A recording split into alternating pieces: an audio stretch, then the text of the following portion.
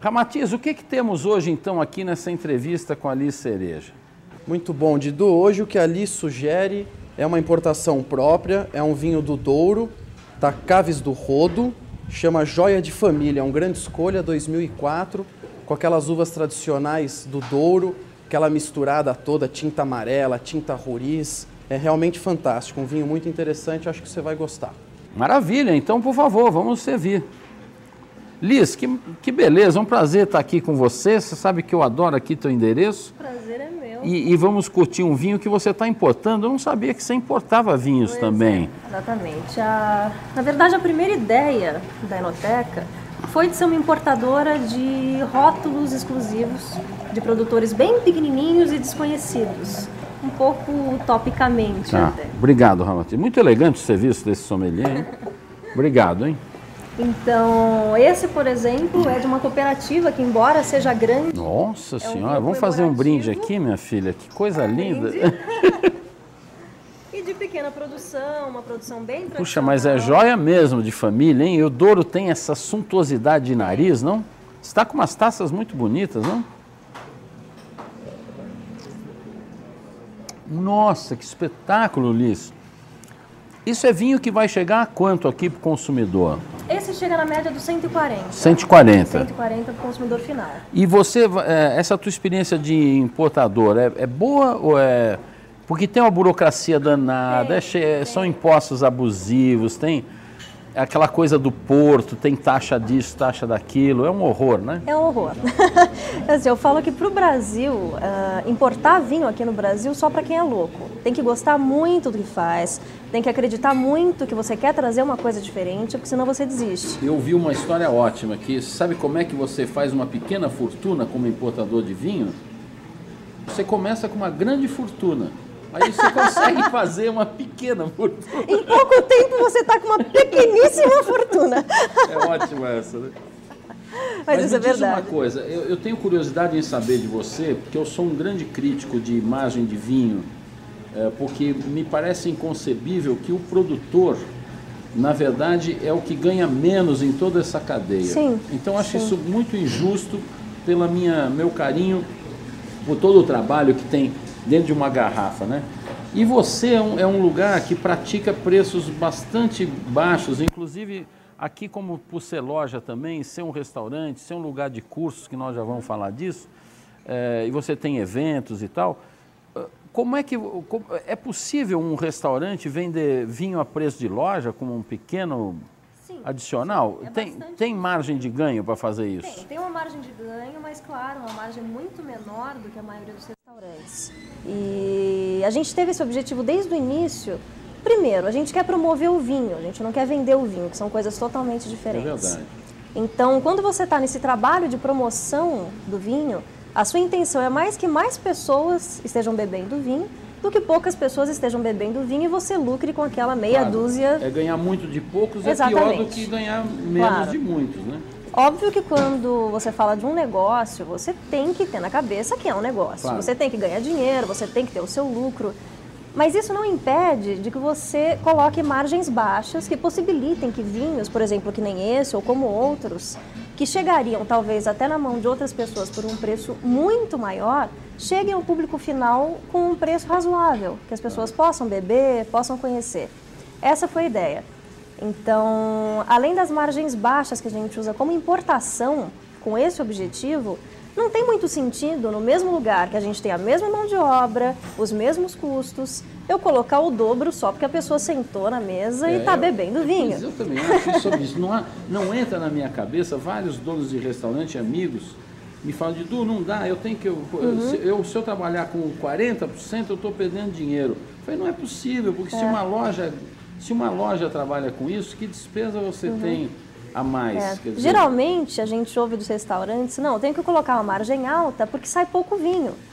E é justamente ao contrário, sai pouco vinho, né? Porque a margem é alta. Ninguém vai no restaurante no almoço pedir uma garrafa de 100, 150 reais, é muito difícil. É muito difícil, né? Então, a gente tem que dar uma baixada nisso justamente para que as pessoas comecem a beber mais. Eu te parabenizo porque são raros endereços hoje que que pratica essa política. Eu queria que você falasse um pouquinho, ainda, você viu o Clóvis Siqueira aí respondendo a pergunta do Humberto Granja, mas tem vários lugares, né? Tem desde a ABS, da SBAV, ali aquela menina lá, Alexandra Corvo, tem curso, um monte de gente tem curso. Você aqui também tem curso de vinho, não tem? Sim. Como é que funciona isso? A gente tem os cursos, entre aspas, que eu digo tradicionais, né, que são os cursos básicos, que a gente chamou de módulo 1. Como é que degusta? Exato, como que degusta, o que é um vinho, o que é um vinho tinto, o que é um vinho branco, que são os cursos mais tradicionais. E a gente tem toda uma outra parte de cursos um pouco mais didáticos. Então, por exemplo, como fazer uma harmonização de queijo e vinho, ou então pegar por países, então Portugal, distrito, fazer um perfil Portugal, de Portugal, distrito, Itália, todas essas coisas. A gente tem grupos que se reúnem aqui, então a gente acaba fazendo cursos direcionados, né, para esses certos nesse grupos. ano e meio que você está aqui, você já tem clientes que viraram habituês? A grande maioria. A grande maioria habituê? Isso que é muito engraçado. Olha que bacana porque isso. O nosso público é só boca a boca. A gente já tentou de tudo, mas é boca a boca. Então a gente acaba tendo um pessoal que sempre se encontra, sabe o nome das mesas. Olha mesa que não legal. Combinou e se encontra aqui. É mesmo? Olha. Acaba virando Que bárbaro, todo não? mundo vira amigo. Muito bacana. E você tem noites com música também, Sim, né? sim. Como é que é isso? Terça, quarta, quinta, que dia são? Para jantar à noite a gente abre de quarta a sábado. Tá. De quinta e sexta a gente tem uma dupla de jazz, tocando jazz ao vivo. E de sábado um guitarrista flamenco. Olha, tem que pouquíssimo bacana. aqui em São Paulo. Né? Puxa, Lugares bonito, que você hein? pode ouvir uma guitarra flamenca, uma coisa do gênero. Então a gente resolveu colocar para dar um clima diferente. Que legal, Liz. Ô, Liz, eu quero que você me fale um pouquinho sobre a coisa do vinho brasileiro e do vinho orgânico, biodinâmico, natural. Outro dia entrevistamos o Jacques Treffat aqui também e foi muito bacana porque ele é apaixonado dos naturais e você é uma pessoa que gosta também. Então, queria que você falasse um pouquinho disso, porque é outra coisa que eu te elogio pela postura de defender esse tipo de vinho e de defender o vinho brasileiro, que as pessoas, por incrível que pareça, ainda tem. Muita gente tem preconceito e desconhece a quantidade de coisas boas que nós temos, né? Como é que é isso aqui? Da onde nasceu essa tua paixão nesse foco e como é que o público tem sentido, tem experimentado? Bom, nas duas coisas, tanto com os vinhos de vinificação, de cultura natural, quanto os brasileiros, foram quase que duas descobertas. Os brasileiros, quando eu comecei com a ideia aqui da Saint Vincent, em 2005, mais ou menos 2004, 2005, que eu trabalhava em outro lugar, mas já estava com a cabecinha funcionando, eu sempre quis dar uma procurada em vinhos brasileiros um pouco diferentes. Então eu comecei para o Rio Grande do Sul, viajar, fui conhecer as vinícolas, participei. É fundamental, né? Fundamental. Quando alguém chega em Bento Gonçalves e vê aquilo lá, você se sente um ignorante. Você fala, não é possível que isso é do meu país e eu não conhecia. Foi exatamente com essa indignação que eu decidi falar, olha, vamos juntar todo esse pessoal e vamos tentar levar. Porque a gente em São Paulo não conhece. Hoje em dia a gente ainda não conhece. É verdade, tem uma variedade enorme, infinita de produtos maravilhosos. Coisas que a gente não entra em contato, porque não chega até aqui, não chega até os críticos, não chega até as revistas. Isso é um pecado, né? Porque tem uma produção muito boa. E tem um problema também com distribuição, porque são muitos bons pequenos produtores, né? Tirando Valduga, Miolo, Salton, Aurora, que são os 4 que são mega empresas e têm distribuição. A gente vê esse problema, né? É difícil de um... várias coisas, porque, por exemplo, o marketing, que é muito difícil para os pequenos produtores do Brasil, os impostos nem se fala, né? Muito mais com as substituições, etc., desses últimos tempos. É maluco. Vocês sabem que, só te cortando um pouquinho para avisar o telespectador, quando você paga R$50 numa garrafa de vinho, 25 foi para o governo, que não fez nada por isso, ele só pegou a grana. Desincentivou o consumo. E desincentivou o consumo, exatamente. Então, e eu comecei realmente a ficar apaixonada pelos vinhos brasileiros. Eu já gostava, sempre gostei, mas depois que eu comecei a ver mesmo, ir no loco e conhecer os produtores e ver que tinha uma produção excepcional, aí eu me apaixonei de vez. Muito legal, né? E quis trazer e levanta a bandeira até hoje, assim, de maneira... Esse Marco Daniele, eu tô apaixonado por ele, pela postura... honesta que ele tem com relação ao que ele está desenvolvendo e assumindo os erros e enfrentando uma crítica desproporcional ao tamanho dele e à qualidade do que ele faz. É uma coisa que me parece totalmente injusta, né? Eu provei aqui na tua casa, vocês fizeram aqui uma apresentação dele que eu fiquei fã, coloquei no blog e tudo, e agora recentemente no Caderno Paladar tive oportunidade. E ele está com um Pinot Noir, que assim que tiver, espero que você tenha aí, não sei quantas garrafas ele vai conseguir, é muito pouco, mas é estupendo o Pinot Noir dele, estupendo. Chardonnay também, você provou o Chardonnay da barrica? Nossa Senhora! Eu queria que você contasse o seguinte, você tem alguma paixão aí no mundo do vinho? Uma safra, um produtor, o que... Bom, paixão mesmo é pela viticultura natural. Assim, desde que... Até conto essa história porque é muito engraçada. Eu nunca fui uma grande entendedora dessa parte de orgânicos e biodinâmicos e etc. Claro que você sente uma diferença, mesmo se você não conhece, né? Enfim, por todas as características do vinho. Mas uma vez eu tinha saído de uma feira e tava assim, depois de ter provado não sei quantos vinhos, eu tava péssima, né? Porque você fica pesado. Cansada.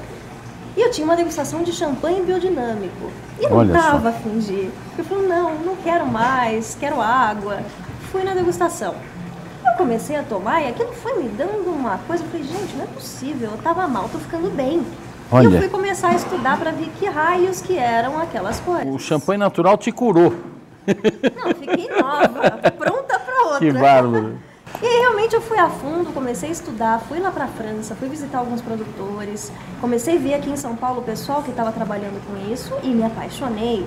Porque assim, a minha formação, na verdade, é como nutricionista. Então, tem uma coisa assim, que você coloca para dentro... voltada à qualidade, né? Porque você está ingerindo, né? Claro. Quando você começa a destrinchar esses vinhos mais... puros, né? Não, os comerciais. Os comerciais. Você começa a ver que tem... Não, você viu aquele estudo? Foi abafado, mas fizeram um estudo. A água de Bordeaux tem 500 mil... dizem que o solo de Bordeaux é um dos piores do mundo. Os vinhos de Bordeaux têm 500 mil mais resíduos do que a água da cidade. Gente do céu, é uma coisa... Tudo bem que são maravilhas, mas tem contaminação que você está engolindo. É um pecado isso, né? E é muito bonito, né? Quando você começa a ver o trabalho, o carinho que esses viticultores têm pela terra. É muito bonito mesmo. Pelo vinho mesmo, né? Porque aquilo sim que é vinho... Aí acho que não tem como não se apaixonar. Eu tenho notícia boa para te dar, porque eu falei com o Nicolas Joly por e-mail essa semana e ele está planejando em 2010 reprisar a Feira de Biodinâmicos aqui em São Paulo. Eu estou sugerindo fazer em fevereiro, logo depois do Carnaval, vamos ver. Né? Que é uma época que não acontece muita coisa, vamos ver se ele... Vai ser legal, né? Vai ser ótimo. Que bacana. Liz, eu adoraria que o programa tivesse muito mais tempo, mas infelizmente com o que a gente tem de patrocínio hoje, o que dá é esse tamanho. Então, eu quero agradecer demais, vamos fazer um brinde aqui. Obrigada, você desejar sucesso à sua casa, que é bárbara. Gente, como eu digo sempre, nós podemos até ficar sem beber, mas beber mal, jamais.